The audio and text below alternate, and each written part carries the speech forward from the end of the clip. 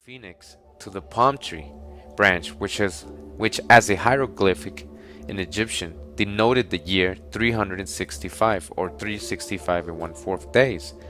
Thus, Horapolo refers to the phoenix, the bird, as signifying in Egyptian a soul continuing a long time here, or a man returning home after a long time from a foreign land. So you see how they related the phoenix to Enoch and why.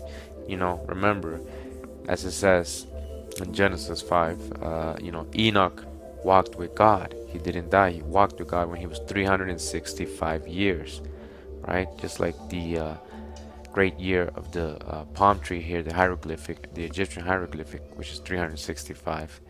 And it's of a soul continuing a long time, since all these people, the patriarchs, especially Enoch, because he didn't die, right? They lived a long time, and Enoch actually didn't die, so his soul did continue for a long time, right? And a man returning home after a long time from a foreign land, so he did go up to heaven, right? And he came back. So let's continue. In ancient Egypt, the pa prefix to a proper name designates the father of the house of, or the house of, that person. The phoenix, or ph, or anix, Pahanok, is the Grecianized form of the Egyptian title for the house of Hanok or Enoch. The legend of the phoenix is nothing more than the ancient traditions concerning the life of the biblical hero Enoch. According to the biblical narrative, Enoch was taken to heaven after 365 years. In ancient Egypt, this was considered a great year. Hence, the date palm tree phoenix dactylifera hieroglyphic was used to represent the year. This might also explain the Jewish and Egyptian traditions concerning the phoenix and the palm tree, as mentioned above, and we're going to start seeing that, how that starts showing up in these Hermetic teachings and drawings and all that, and rabbinic literature, the palm tree and the phoenix, a bird on top of it. Alright, so it's continuing. It says, according to the biblical narrative, Enoch in his 365th year walked with God, and he was taken to heaven. According to the Hebrew 11:5, Enoch was translated because he pleased God. According to biblical chronology, it was the 987th year from Adam, almost 1,000 years, when this translation of Enoch, phoenix, occurred.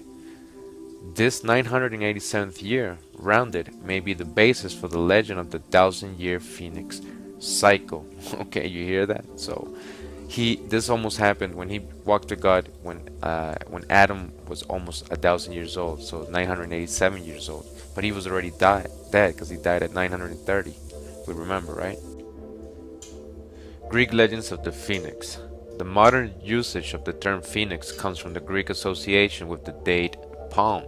In ancient Egypt, the Bennu bird and the date palm were given the same name, and in many cases were considered synonymous.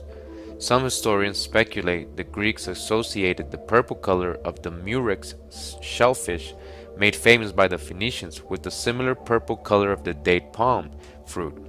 Hence, they believed the term phoenix was applied to the Bennu bird, date palm idea of renewal, found in ancient Egyptian traditions.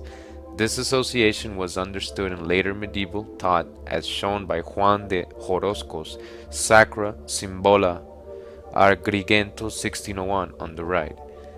Picture right here, as you can see. In this Latin book of emblems, he shows the phoenix nesting in a palm tree. As already mentioned, this same idea is found in various translations of Job 29, 18, 19, where the palm tree and the phoenix were used interchangeably. So again, we're going to start seeing this again, like I said. And I believe this drawing also can be found in the hieroglyphica. These are Hermetic drawings as well, later on. The same image you see here of the Greeks used. And the Bennu bird, again, another bird being associated to this figure, Enoch, which slash Thoth, remember, slash Hermes. So again, Thoth, another bird. So let's continue. It says here, the Bennu is an ancient Egyptian deity linked with the sun, creation, and rebirth. right? Rebirth. It may have been the inspiration for the phoenix in Greek mythology. It says here roles. According to Egyptian mythology, the Bennu was a self-created being. Self-created being. Said to have played a role in the creation of the world. It was said to be the Ba of Ra. The Ba of Ra. Okay? And enabled the creative actions of Atum. It was said to have flown over the waters of Noon that existed before creation, landed on a rock and issuing a call that determined the nature of creation. It was a symbol of rebirth and was therefore associated with Osiris. Again, we're gonna get into the whole how Thoth is related to Osiris, right? With the Trinity, Osiris, Isis, and Horus, right? And how he was the whole rebirth, how he was put back together with Thoth's help. Isis, used Thoth's help. So this is another correlation here. The Bennu bird, we're relating to Enoch, the phoenix, right? Who is / Thoth. All right, let's follow along. And it says here some of the titles of the Bennu bird were He Who Came into Being by Himself and Lord of Jubilees. The latter epithet referred to the belief that the Bennu periodically renewed itself like the sun. Its name is related to the Egyptian verb WBNSS, meaning to rise in brilliance, Waban, or to shine, right? Rise in brilliance, to shine. Who else is referred to as the shining ones, right? All these gods, these stars, these falling angels, morning star, the shining one, Lucifer. Okay, let's go. Now this Bennu bird, right? It's like a type of stork, right? You know the stories about the stork, right? Bringing the babies, bringing the new life, right? You can see here what a stork scientific name here. One of them is it says Mycteria ibis, right?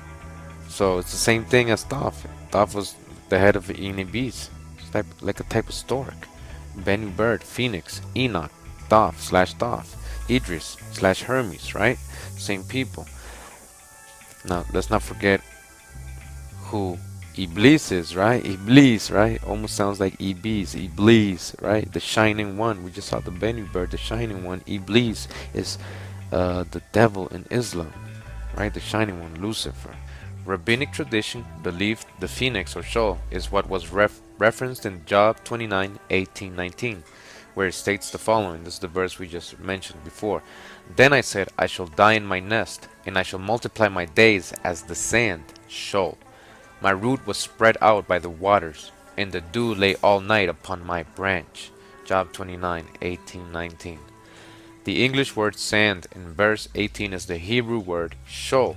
This association of the phoenix with shoal is further confirmed by the LXC and TN, the lexicon and Tanakh translations, I believe, of Job 29, 18, and 19.